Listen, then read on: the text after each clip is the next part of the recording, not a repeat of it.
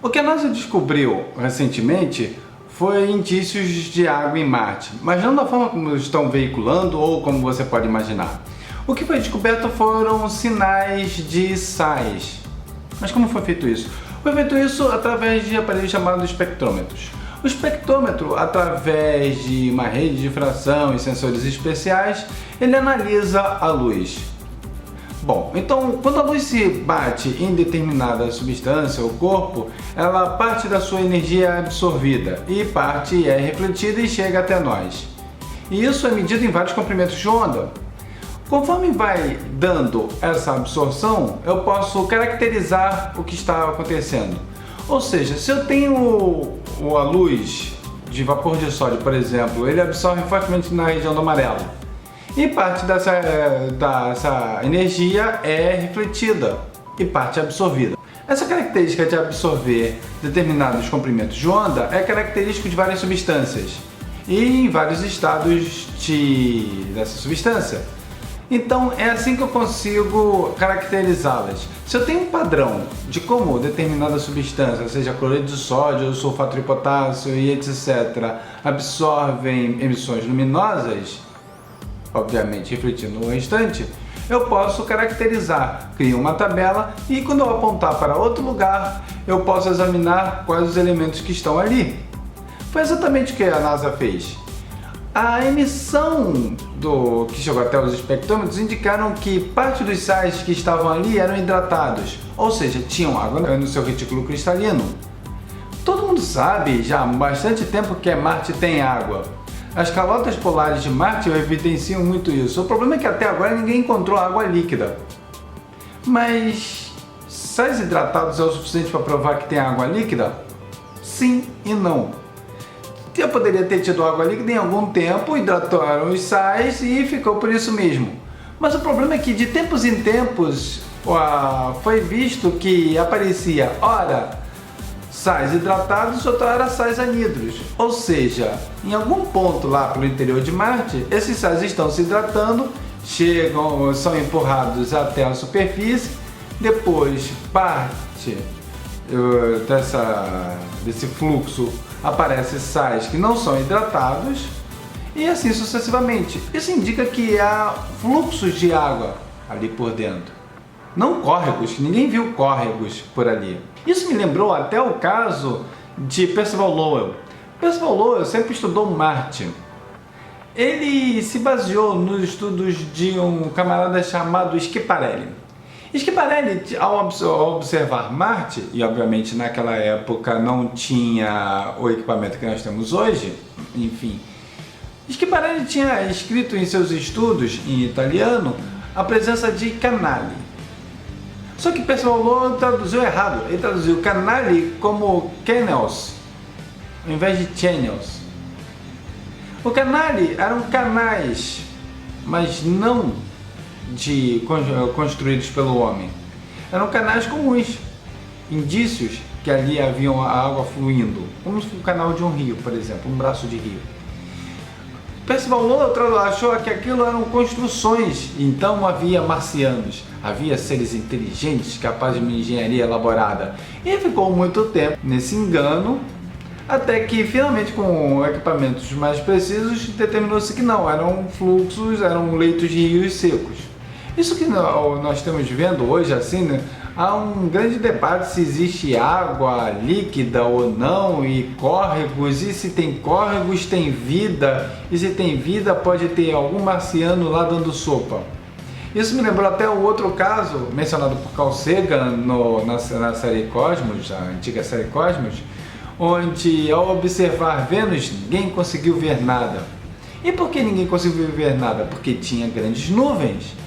E, bom, se tinha nuvens é porque tinha grande quantidade de água. Se tinha grande quantidade de água, é porque talvez devia ter grandes lugares alagados, talvez pântanos. Se tem pântanos, tem vida, talvez até dinossauros. Observação, não consigo ver nada em Vênus. Conclusão, dinossauros. Vocês devem estar pensando como algo como sal sendo hidratado ou não faz tanta diferença. Bom, para a química faz muita diferença. e até não só em suas características físicas, como químicas. O gesso, por exemplo, o gesso é uma substância formada por sulfato de cálcio semi-hidratado. Ou seja, para cada molécula de sulfato de cálcio, eu teria meia molécula de água. Parece meio maluco pensar nisso, que tipo, meia molécula, como é que eu vou ter meia molécula? É simples, você não tem meia molécula. A cada 2 moléculas de sulfato de cálcio, você vai ter uma molécula de água ali presa naquele retículo cristalino, ok? Mas o que acontece quando a gente molha isso? Quando a gente molha esse sulfato de cálcio semi-hidratado, ele endurece. Ou seja, o gesso ele não seca, ele se molha. A água que você adicionou ali vai para o retículo cristalino. E aí forma o sulfato de cálcio trihidratado. Ou seja, o retículo cristalino absorve mais água. E qual é a diferença que faz isso? O gesso endurece. De uma massa plástica, nós podemos ter algo mais rígido. E isso é a mesma coisa com o cimento. Não é à toa que o gesso que cria as condições para o cimento endurecer. O cimento, quando você molha, ele não seca. Ele se hidrata também e é o que faz ele endurecer e ter resistência. Claro, há outros aditivos que é colocado ali para dar maior ou menor resistência ao cimento, mediante a obra que você quer realizar. Mas o cimento Portland 2, que normalmente a gente usa para levantar a parede em casa, normalmente usa esse tipo de gesso, ok? Mas em termos físicos, outras propriedades físicas e químicas, temos, por exemplo, o sulfato de cobre.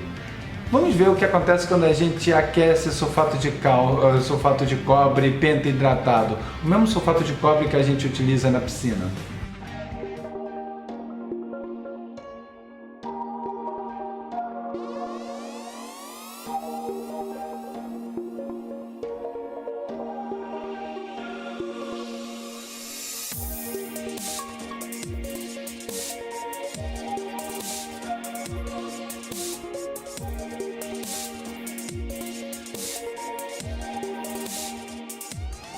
Bom, como você pode ver aqui, esse sulfato de cobre, o que está acontecendo? À medida que eu vou esquentando ele no tubo de ensaio, ele vai perdendo sua cor azulada e vai adquirindo uma tonalidade branca.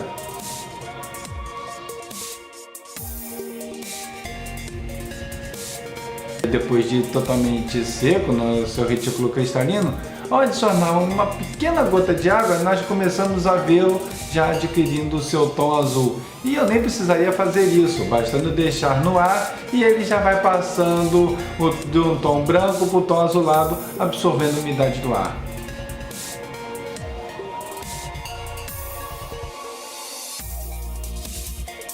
Então, gostaram? Qual é a utilidade prática que podemos dar nisso? Só decorar a piscina? Até poderia ser. No caso do cloreto de cobalto, ele na sua versão hidratada, ele é vermelhado, um tom vermelho bem forte. Enquanto a sua versão anidra, ou seja, sem água, tem uma tonalidade azulada. Vamos dar uma olhada aqui.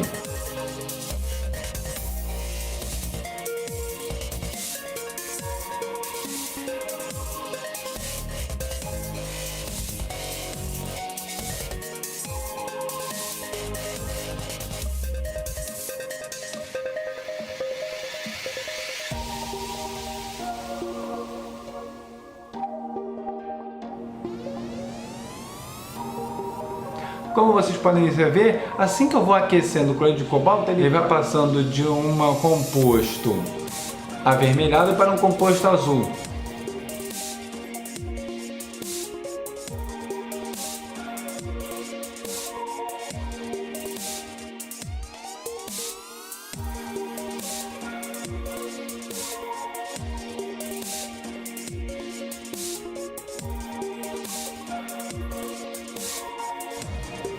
E assim que eu hidrato de novo, ele volta a ficar rosa avermelhado.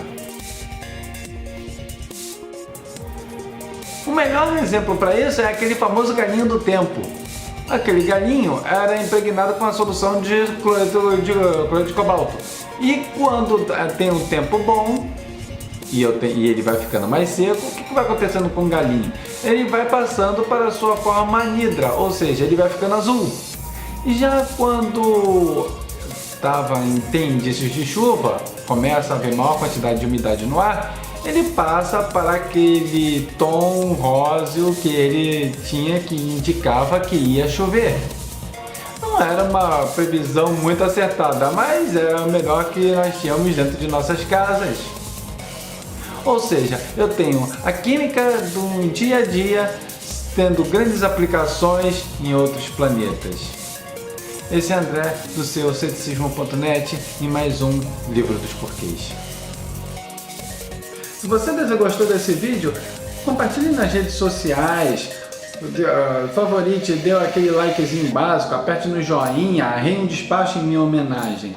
Compartilhe o canal e assine. Assim você ficará sempre atento a todas as atualizações e verão muitos desses vídeos aqui onde eu ficarei reclamando de vários temas, mas também tem muita divulgação científica e eu estarei preparando para os próximos vídeos.